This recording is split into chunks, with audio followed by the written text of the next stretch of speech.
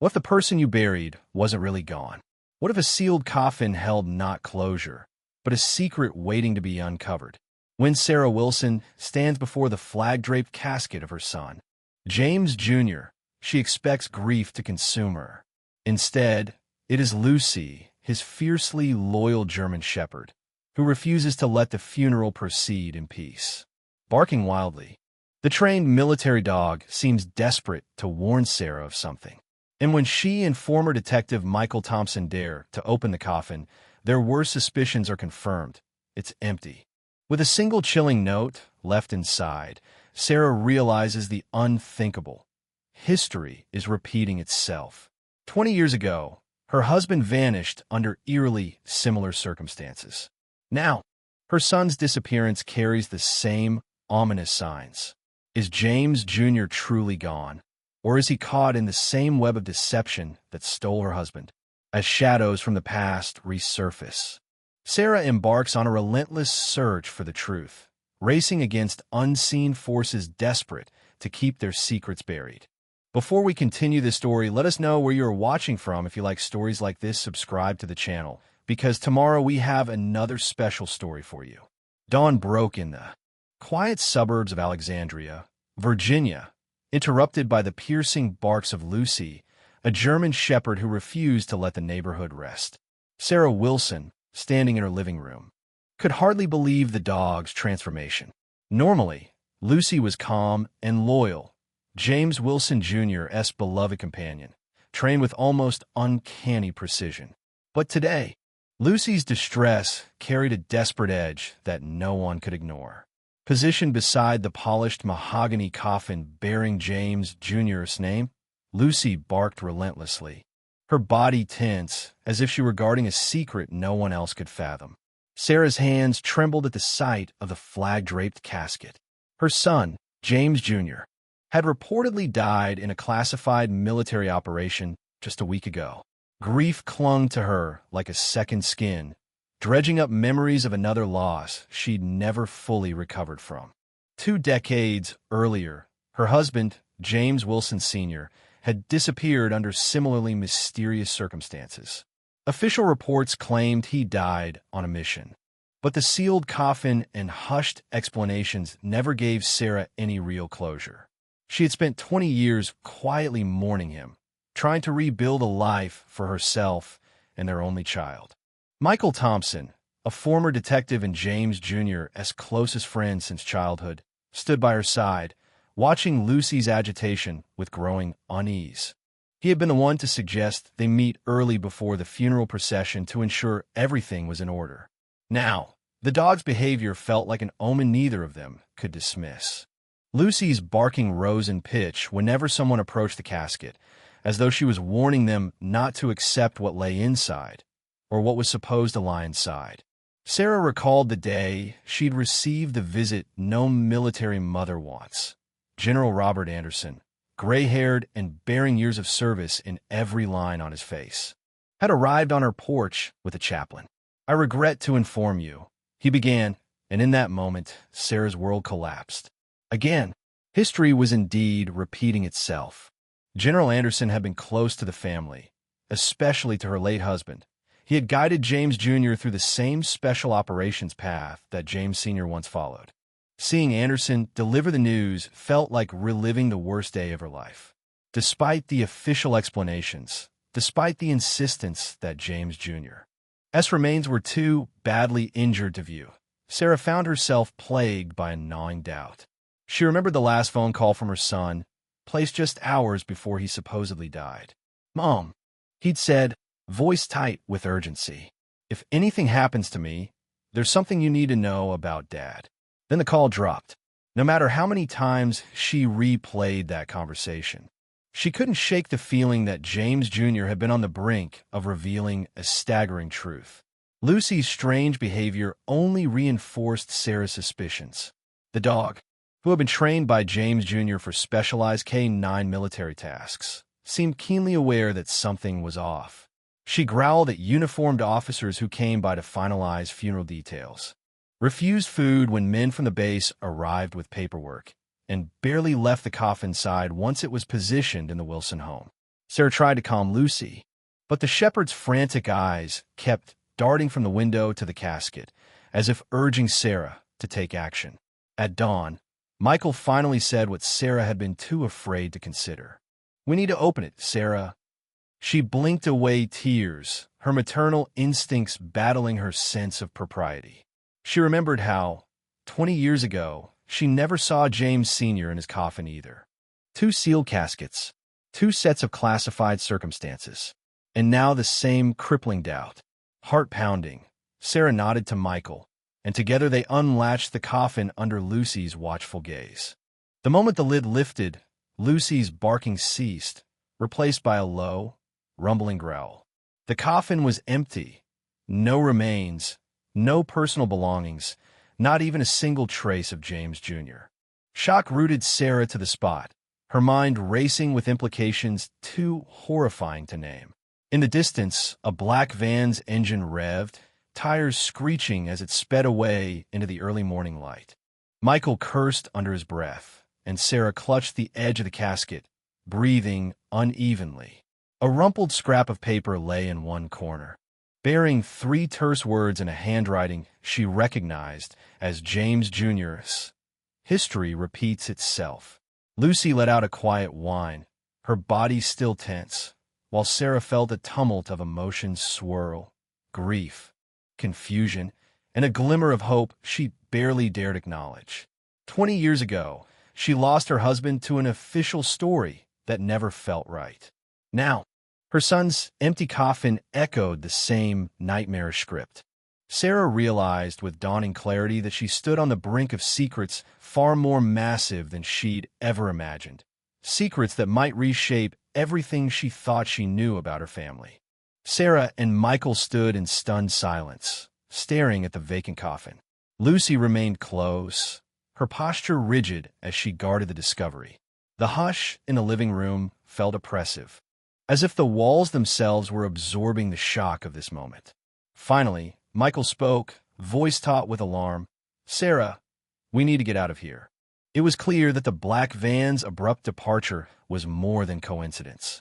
Someone was watching, and they had no intention of letting the Wilsons grieve in peace.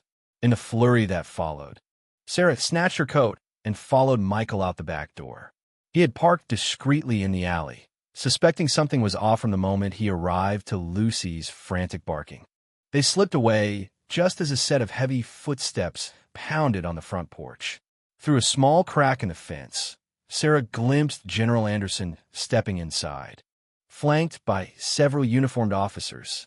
"Sarah," his voice called into the house, but she didn't answer. She couldn't, not when everything felt so wrong. They drove in tense silence until they reached Michael's place, a modest home a few streets away. Lucy paced in the back seat, occasionally letting out a huff of concern. Once inside, Michael pulled the blinds and turned on a single lamp. "I don't want to be paranoid, but I've been in law enforcement long enough to trust my instincts," he said. "And my instincts tell me James Jr. got tangled in something big." Sarah gently petted Lucy, who was still on high alert. "James left a note," she murmured, recalling the slip of paper. He wrote, "History repeats itself." That must refer to James Sr. Something about their disappearances is connected. She shook her head, fighting back tears. 2 Wilson coffins, both sealed. It can't be a coincidence. Michael nodded grimly. "No, it can't. We also have to consider Lucy's behavior. She's not just a regular family pet. She's a highly trained military dog. If she's acting this agitated, there's a reason." Did James ever mention specific missions or talk about what he was investigating? Sarah recalled the last phone call from her son, the way he hesitated when he mentioned his father. "He said he had information about my husband's disappearance, but the call dropped before he could explain." She exhaled shakily. "We need to find out what he uncovered, and fast." While Michael made calls to trusted contacts, Sarah searched the pockets of James Jr.'s old uniform jacket, which she had hastily grabbed from the house. Her breath caught when she found a small envelope marked in her son's handwriting. "For Mom, if they say I'm dead." Inside was a flash drive and a brief note instructing her to trust Lucy's signals. "James was counting on us to figure this out," she said, her pulse quickening. We have to decode whatever's on this drive. Michael booted up his laptop. With trembling fingers, Sarah inserted the flash drive. It contained a single file, a set of coordinates linked to a storage facility on the outskirts of Alexandria. No explanation, no context, just a cryptic clue. Immediately, Lucy perked up as if sensing a turning point. "Looks like we're taking a drive," Michael said. They left under the cover of dusk, skirting main roads to avoid drawing attention. Lucy's ears stayed alert the entire ride, her gaze flicking between Sarah and Michael as though she understood the gravity of the mission. At the storage facility, they located Unit 247, the number that matched the file's coordinates. Tension coiled in Sarah's stomach as Michael lifted the rolling metal door. Inside, they found what appeared to be a meticulously organized command center. Walls plastered with photographs. News clippings and handwritten notes converged around a central theme. James Sr. newspaper articles about his death 2 decades prior, official letters that never quite confirmed the details, and a timeline stretching from the day he disappeared to the present. Red strings connected names and locations, weaving a narrative of corruption, hidden alliances, and covert operations. At the center of it all was a pinned photograph of James Jr. and Lucy, taken at his promotion ceremony. Next to it, a note in James Jr.'s unmistakable scrawl, "Dad's alive." Sarah's heart pounded so loudly she could hardly hear Michael's sharp intake of breath. Lucy sniffed at a stack of folders, whining in that low, urgent way she often did when she detected something important. Sarah opened the top folder to find more evidence that pointed to a powerful network within the military. People who orchestrated cover-ups, staged deaths, and funneled intelligence for profit. Several names stood out, including that of Assistant Director Wesley Parker, a figure who had been present at James Sr.'s memorial service long ago. She felt a chill slide down her spine, recalling how Parker had offered his condolences in a voice that now seemed steeped in false sympathy. Michael flipped through the documents. "This is massive," he muttered. James Jr. must have been investigating his father's disappearance, and he dug up something so big that the same people came for him. He paused, glancing at Sarah. But the question is, why the empty coffin now? Why not stage a body like they did before? Lucy whined again, pressing her nose against another stack of papers. Sarah pulled the top sheet free, her eyes widening. It was a letter from James Sr. to James Jr., dated just a week earlier. "I've uncovered the final piece. If I vanish, meet me where your mother found us the first time." Sarah didn't know what that meant, but a single line at the bottom made her throat tighten. "We're close to ending this. Trust no one except General Anderson." They spent the night sifting through James Jr.'s hidden cache of documents. Each page painted a clearer picture of what might have happened to both James Sr. and James Jr. 2 decades earlier. James Sr. had stumbled upon a covert network, referred to in these files as the Foundation, operating deep within the military. It wasn't just about selling classified secrets. It was about shaping foreign policy, orchestrating crises, and controlling defense contracts for staggering profit. When James Sr. tried to expose them, they faked his death, ensuring Sarah never saw his body. Now, it seemed James Jr. had followed in his father's footsteps and gotten close to uncovering the same truths. Lucy dozed lightly, ears twitching every time Sarah or Michael spoke. By dawn, they had enough evidence to suspect that James Jr. was still alive, or at least that his death was part of another elaborate cover story. Sarah's thoughts churned with a toxic mix of fear and hope. She wanted to race out and find her son immediately, but Michael insisted they proceed methodically. It was mid-morning when someone knocked softly on the storage unit's door. Lucy jerked awake, fur on end. Michael motioned for Sarah to hide behind a stack of boxes while he cautiously opened the door. To their surprise, General Anderson stepped inside alone, his eyes flickering over the collage of evidence pinned to the walls. "I'm glad you found this," he said quietly, raising his hands to show he meant no harm. Sarah emerged, heart in her throat. "General, why are you here?" Lucy, oddly enough, did not growl. The dog's posture remained alert but not hostile, a sign Sarah interpreted as a good omen. Anderson spoke in a low tone. I served with James Sr. He uncovered the Foundation's activities and confided in me. I tried to help him, but the operation was too entrenched. After his disappearance, I suspected the worst. When James Jr. joined the same unit, I did what I could to guide him from the sidelines. But Parker caught wind that your son was digging around in old mission files. That's when everything accelerated. Michael shot Sarah a glance, as if measuring how far to trust the general. Why didn't you come forward sooner? Michael asked. A flash of regret crossed Anderson's face. Because I didn't have enough to nail Parker and the others. If I revealed myself, they'd go deeper underground. James Sr. believed in collecting definitive proof before making a move. He's still alive, by the way, he added gravely, turning to Sarah. I've helped him stay hidden, but even I lost track of him 6 months ago. Sarah felt dizzy, 1,000 questions tangling in her mind. Where is he now? Did James Jr. reach him? Anderson hesitated, carefully choosing his words. James Sr. and James Jr. made contact a few years back. Your son needed confirmation about his father's fate. Together, they planned to expose the Foundation. The empty coffin was a last-minute contingency plan. Fake James Jr.'s death so he could move freely to complete their investigation. But it seems Parker got suspicious. Now both father and son are off the grid. Lucy whined softly, as if echoing Sarah's concern. Michael placed a reassuring hand on Sarah's shoulder. We have to assume James Jr. and James Sr. are still executing their plan. Anderson nodded. Exactly. Time is short because Parker's next big operation is imminent, something they codenamed Operation Eclipse. It's set to happen within days, maybe hours. It involves orchestrating a major security crisis that will funnel billions into the Foundation's coffers. Sarah's anger flared, adrenaline chasing away her fatigue. We can't let them do that, and we're done being kept in the dark. 20 years ago, I was shut out of the truth. I won't make the same mistake again. Anderson handed Sarah a small key. James Sr. left this for you. It opens a second unit in another storage facility across town. Unit 4001. He hinted that it contains his personal evidence from 2 decades back. Go there. Learn everything. We'll rendezvous tonight. His gaze flicked to Lucy. Take the dog. She's been trained to respond to certain codes. Ones your son only shared with you. Before Sarah or Michael could ask more, Anderson's phone vibrated. He glanced at it and grimaced.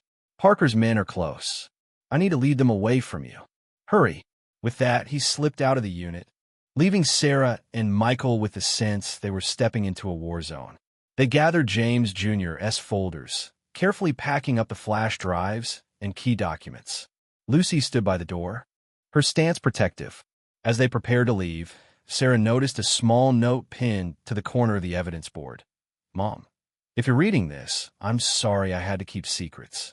But Dad needed me to finish what he started. We'll come home to you, I promise. Tears pricked Sarah's eyes, but a surge of determination took hold. 20 years ago, she lost James Sr. to hidden forces that took away her chance to say goodbye. Now, she had the faintest chance of bringing both her husband and son home. Let's go, she said quietly, clutching the key Anderson had given her. We have a lot of lost time to reclaim and a conspiracy to stop, navigating back roads and quiet neighborhoods. Sarah and Michael made their way to the second storage facility.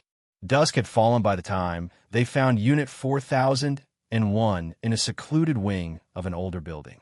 Lucy trotted beside them, sniffing at every door as if searching for clues.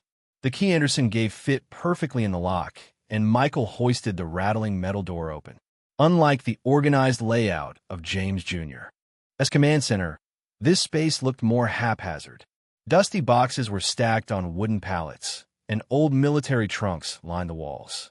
At first glance, it seemed like a forgotten junk room, until Lucy nosed at a metal trunk in the far corner.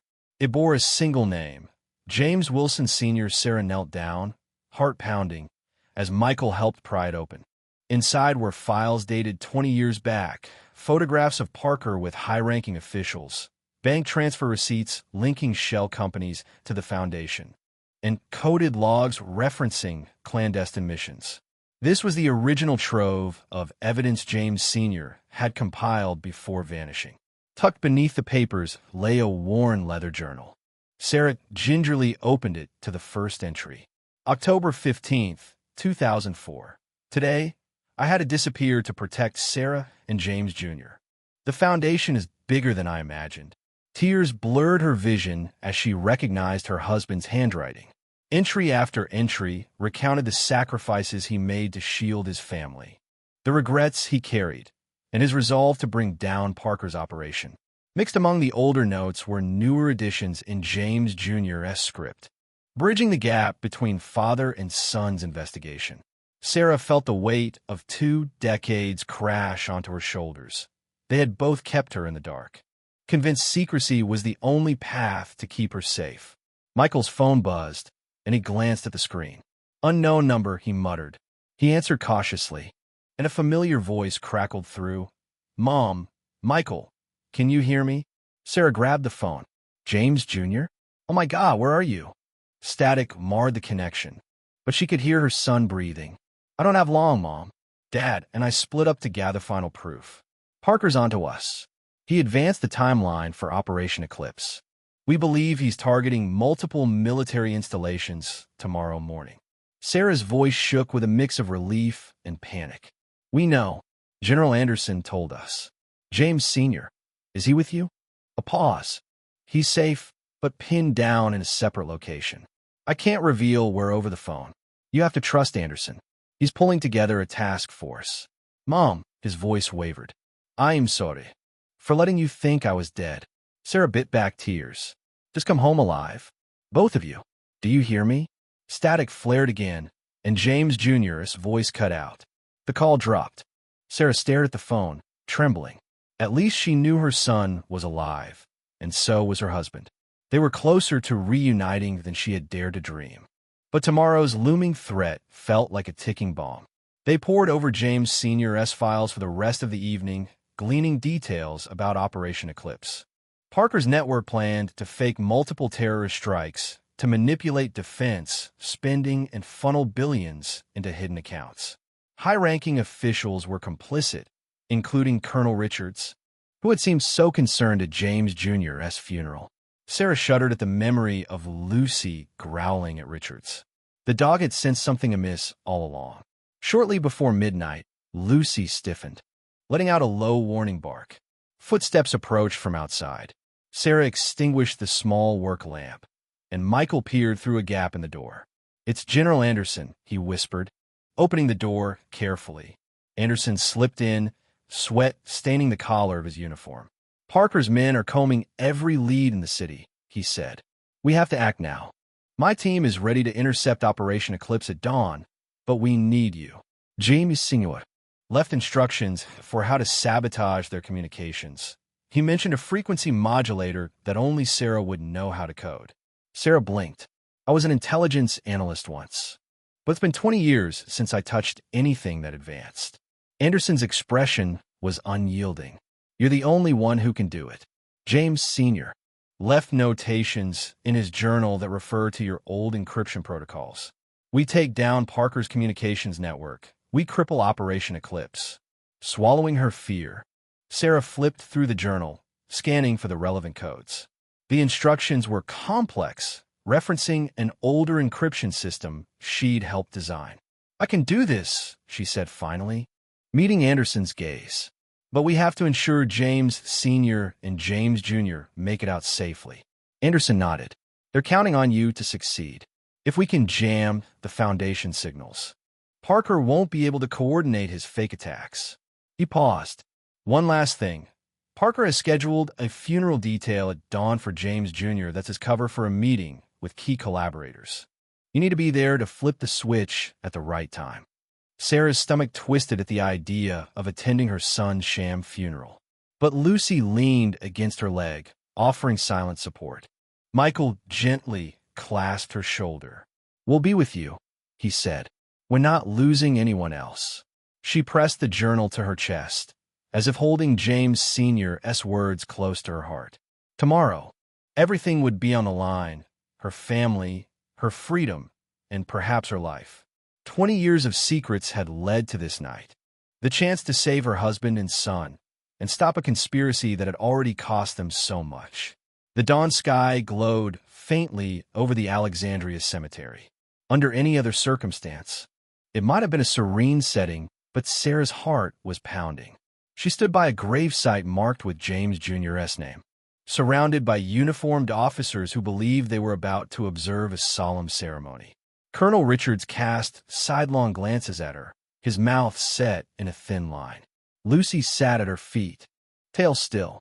Michael stayed close, tried to look inconspicuous among the mourners.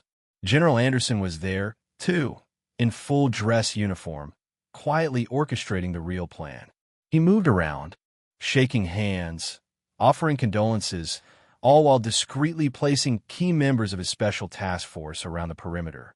Unseen to most was the small device Sarah clutched in her purse, a frequency modulator she'd spent the night coding based on James Sr.'s notes. At precisely the right moment, she'd activate it and throw Parker's entire operation into chaos. Far across the cemetery grounds stood Assistant Director Wesley Parker, flanked by a small cadre of officials. He gave a subtle nod to Colonel Richards, who then motioned to a group of men. In that instant, the air vibrated with unspoken tension. Sarah's pulse thundered. She could almost feel the weight of 20 years pressing down on her. This sham funeral was the final stage of Parker's cover story, where he'd confirm James Jr.'s death and secure the funds and authority for Operation Eclipse. Lucy's ears perked. Sarah glanced down to see the shepherd's hackles rise. Something was about to happen. A black SUV rolled up, and two men stepped out, each carrying a briefcase. Sarah didn't need to see inside to guess it was full of documents, perhaps money or lethal instructions. Parker turned to greet them with a smile that never reached his eyes. Sarah slipped a hand into her purse, brushing the switch on the modulator. Beside her, Michael exhaled slowly, ready for the moment she'd trigger it. Anderson moved to a vantage point near Parker, waiting for the precise opportunity to signal the undercover agents to close in. Suddenly, an echoing bark tore through the silence. Lucy broke formation and dashed toward the cemetery gates, where a figure stood half-hidden by early morning fog. Sarah's heart nearly stopped.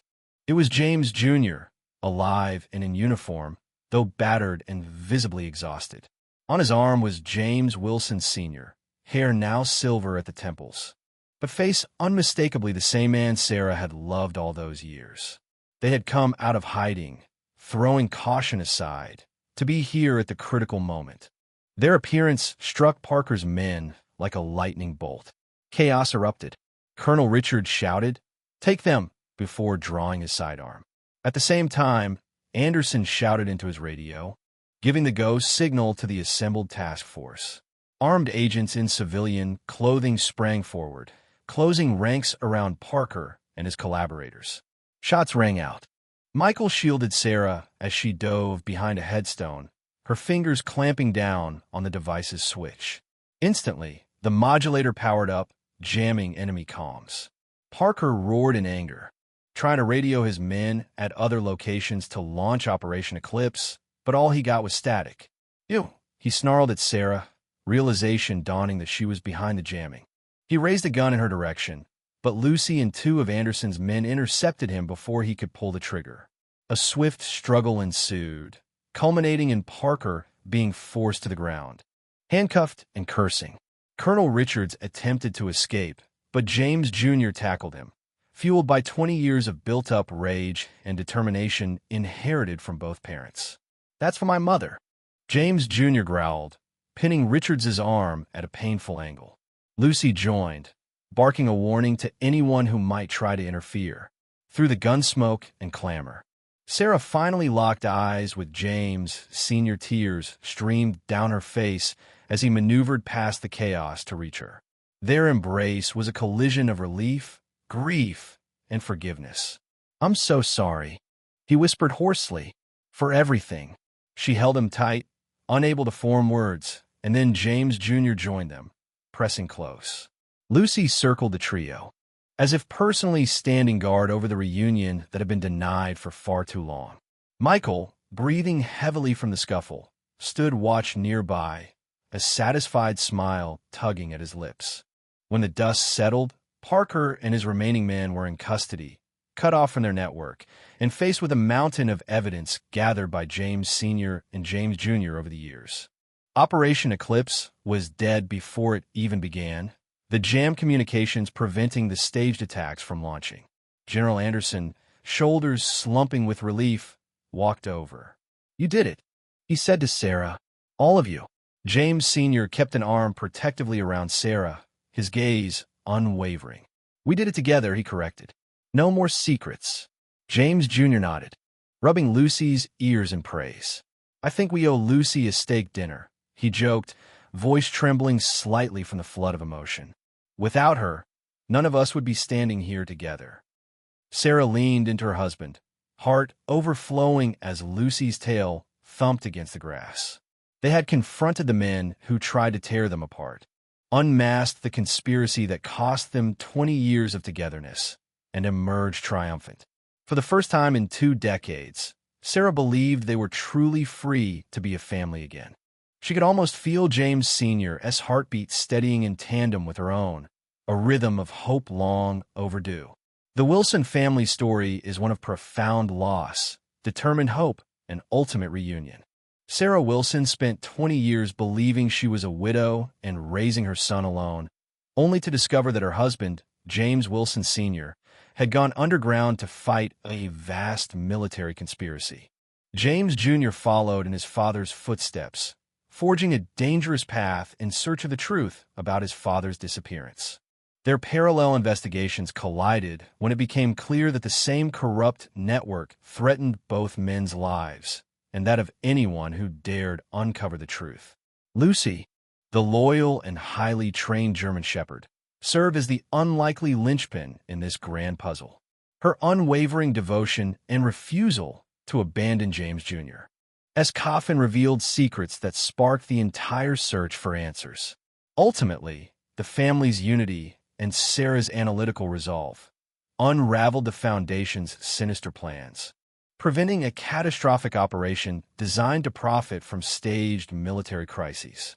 At its heart, this is a story about trust. Trust in loved ones, trust in intuition, and trust that doing the right thing will, in time, bring justice. Though 20 years of separation weighed heavily on Sarah, James Sr., and James Jr., they found their way back to each other by following clues born of love and sacrifice. The Wilsons' testament is that even the deepest secrets cannot outlast the bonds of family, especially when guided by a determined mother, an unbreakable father-son partnership, and one extraordinary dog who refused to stay silent.